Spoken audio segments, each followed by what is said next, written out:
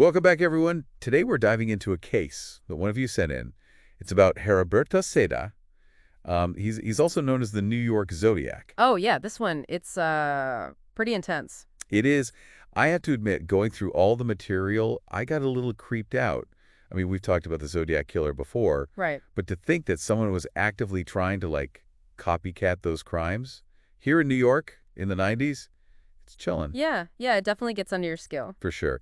But luckily, I have an expert here to help us make sense of it all. Happy to be here. What really gets me about this case is, well, it's how Seda, he kind of mixes these random shootings with this, like, very deliberate attempt to be like the original Zodiac. It's like he's building his own, twisted story right here in the city. Exactly. And the listener sent in a ton of stuff, articles, research, even some personal notes.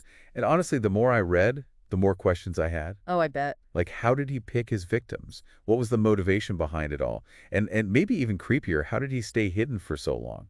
Yeah, good questions. Well, for starters, let's set the scene a little.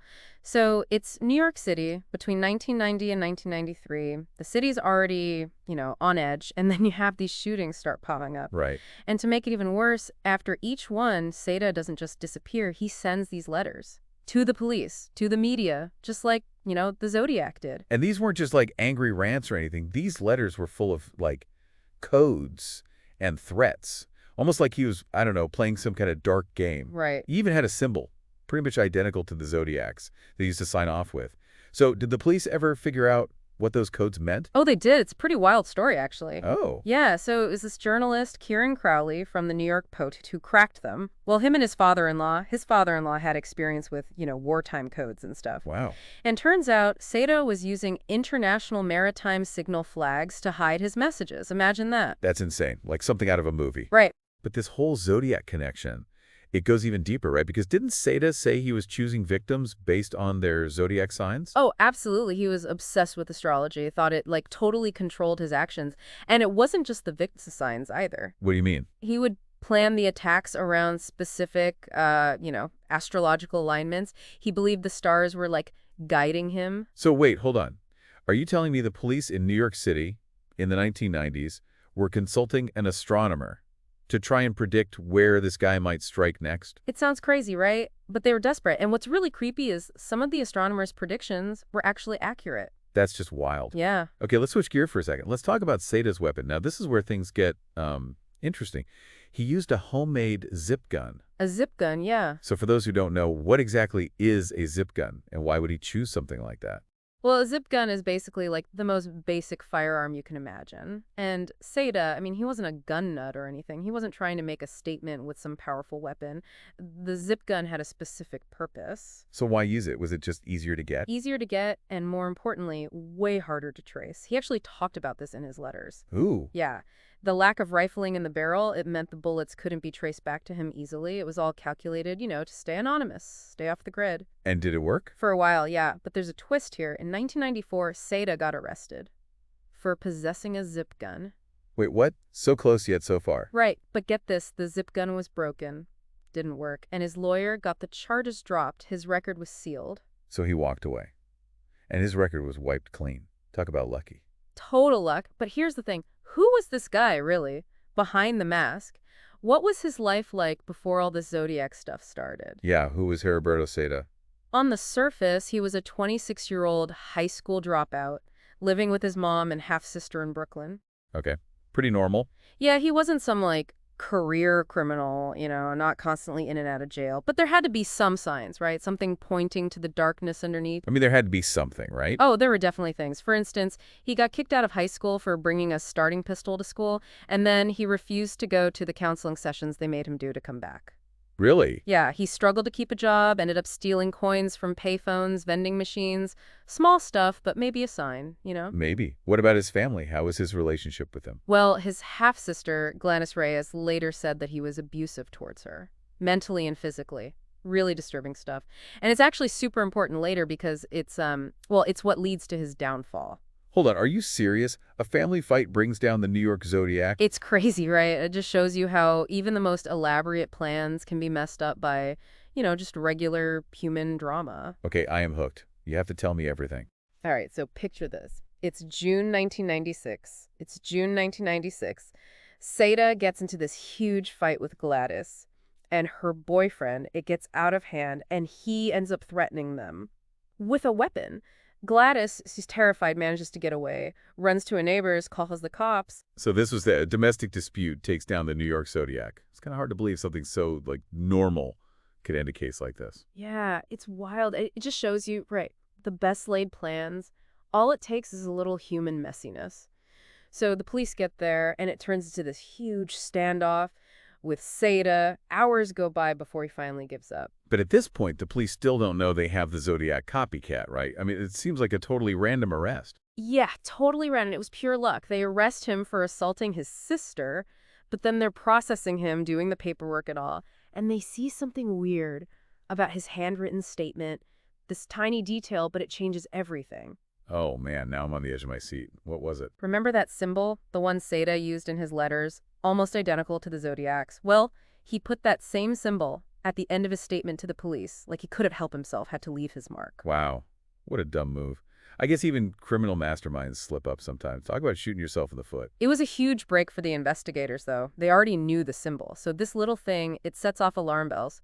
Suddenly, they're looking at Seda totally differently. This isn't just a domestic assault anymore. So what happened next? Did they start digging into his past, trying to connect him to the shootings? Exactly. They go into overdrive, investigating Seda's background, looking for anything tying him to those shootings, and of course they pull out all those cryptic letters, hoping to find some real evidence. And remember how confident Seda was about that homemade zip gun being untraceable.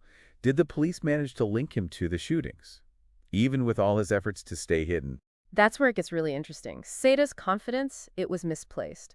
Even though the zip gun didn't have rifling, the investigators, they could still use tool mark evidence to connect him to the crime scenes. Wait, really? I thought tool marks were only good for matching specific guns. How could they use that from a homemade weapon? Pretty amazing, right? Forensic science is a lot more advanced than people think. See, even crude weapons like zip guns, they leave unique marks on the bullets. And casings, those marks, they're like fingerprints. And in this case, they were enough to link Seda to several of the shootings. So even his low-tech choice backfired. That's some irony right there. Totally, like something out of a Greek tragedy, trying to outsmart the system, and it's what takes him down. But the tool marks, they were just the beginning. Fingerprints were found, and handwriting analysis, it showed a strong match between Seda's writing and the letters. So they were building a pretty solid case. But was there a, like, smoking gun, something that absolutely proved he was the New York Zodiac? Oh yeah, and it came from a totally unexpected place. A postage stamp. A stamp? What do you mean? Remember all those letters? Well, they found Seda's DNA on one of the stamps he used to mail them. Wow. Perfect. Poetic justice, almost. He's so careful about staying anonymous, sends all these letters to taunt the police. And in the end, those same letters take him down. It's like he sealed his own fate. Exactly. It was the final piece they needed. No doubt Left Seda was the one behind those letters and attacks. So with all the evidence against him, his trial starts in 1998. And given his whole dramatic personality, I'm guessing the trial wasn't exactly quiet. Did he just sit there and let his lawyers handle it, or did he try to put on a show? If you thought the story was wild before, get ready. His trial was a whole other roller coaster. Even in court, Seda, he couldn't help but put on a performance. What do you mean? What did he do? Oh, he was constantly causing trouble, outbursts, yelling at the judge, anything to get attention. It was like he was, really embracing the whole villain role, playing it up for the media. So what happened? Did the jury fall for it? Or did they see through him? After a 6-week trial, the jury, thankfully, saw through the act, found him guilty. Multiple counts of murder, attempted murder. And he got an unbelievable sentence, 232 years in prison. 232 years. That's like 3 life sentences. The jury was not messing around. They wanted to make sure he never got out. Absolutely. So where is he now? He's at Clinton Correctional Facility, upstate New York. Maximum security. Oh, yeah. And with the crimes and the sentence, it's safe to say he'll be there for the rest of his life. That's quite a journey. Starts out a seemingly normal guy in Brooklyn, ends up in a maximum security prison. It really makes you think, how quickly things can change and the consequences when you choose violence and terror. It's true. And while we focused a lot on Seda himself, we can't forget about the victims. They're the real heart of the story. Their lives were tragically affected by his actions. You're absolutely right. Can you tell us a little bit about them? Who were these people caught in Seda's twisted game? Seda's victims were seemingly random. Men, women, different ages, backgrounds. He did target some based on their zodiac signs, like he said in his letters, but the connection, it's not always clear. Can you give us some examples? Sure. His first victim was Mario Orozco, a Pisces. He was shot in the back, but he survived. Another one, Romain Montenegro, an Aries, shot in the torso. And thankfully, he lived too. But not all of them were so lucky. Joseph Croce, a Gemini, he was shot in the lower back, died 3 weeks later. Complications. And then there was James Weber, also a Gemini, shot in the buttocks. The attacks, they were all different, some fatal, some left the victims with, lasting injuries, physical and emotional. It just shows you, right? Behind all the headlines, the twist of games, there were real people. Their lives were changed forever because of what Seda did. It's easy to get caught up in the details, the investigation, the psychology of the killer, but we can't forget the human cost. Exactly. It's so important to remember that. And speaking of the human element, there's one more thing about Seda's life in prison. You might find it interesting.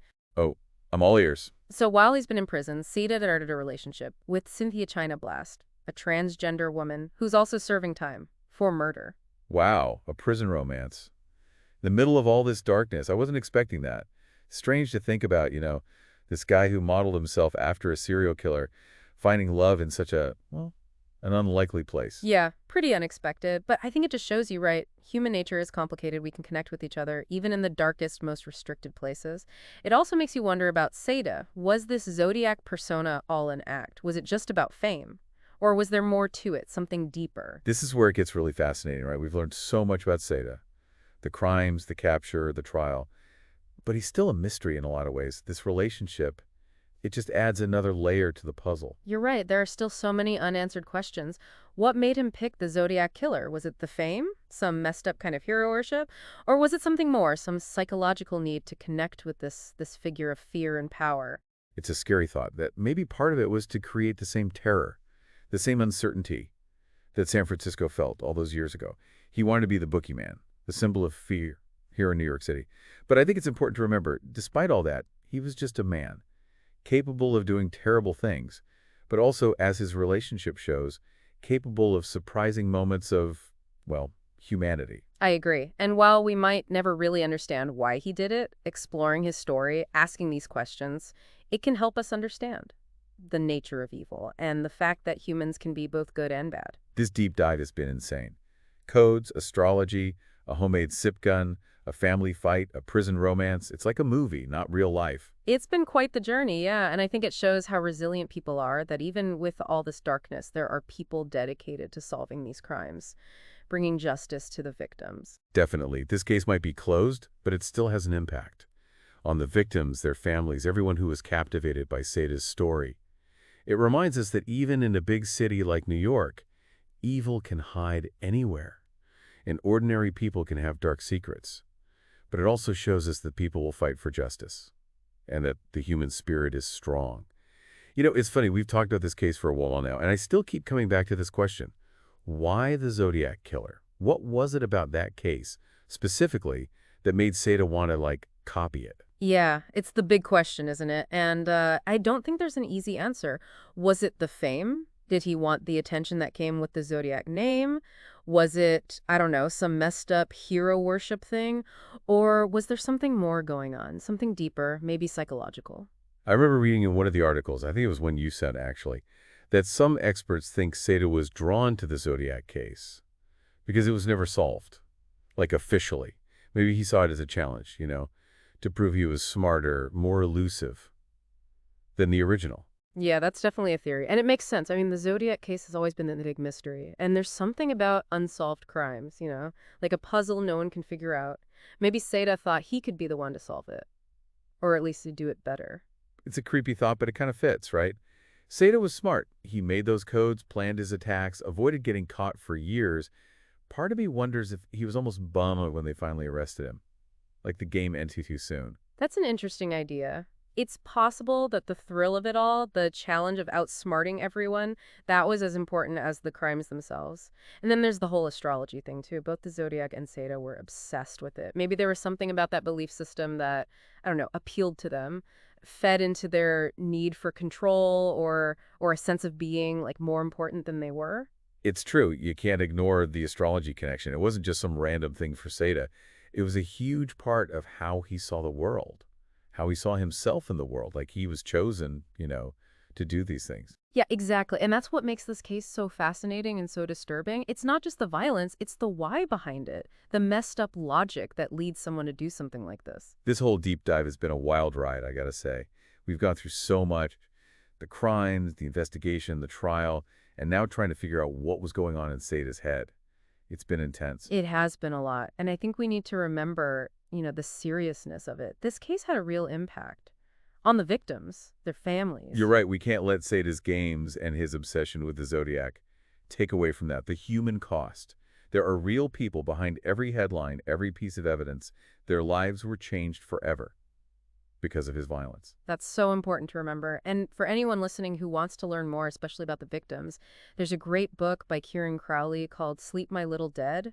It's really well researched and does a great job of telling those human stories. It's a great book for true crime fans, but also for anyone who wants to understand, the effects of violence and the long process of healing that the victims and their families go through. Definitely. As we wrap up, I'm still thinking about how complicated this case is. Seda was a murderer, no doubt, but he was also a human being, capable of awful things, yes, but also, like we saw with his relationship in prison, capable of something like tenderness. It's a reminder that even in the darkest situations, humans are complex. I agree. And I think that's one of the reasons we're so drawn to true crime. It makes us confront the bad stuff about humanity, but it also lets us see the good, the hope, even in the toughest situations. This case might be over, but the questions it brings up, the lessons it teaches, they stay with you. It reminds us that the past isn't really ever gone, and that the choices we make, big or small, they can change our lives and the lives of the people around us. That's a great way to put it. And thanks for, taking us through all this. It's been fascinating and definitely made me think. I've enjoyed it too. And to everyone listening, thank you for joining us on this deep dive into the world of Heriberto Seda, the New York Zodiac. We'll be back soon with another case. But until then, stay curious and keep sending in those questions.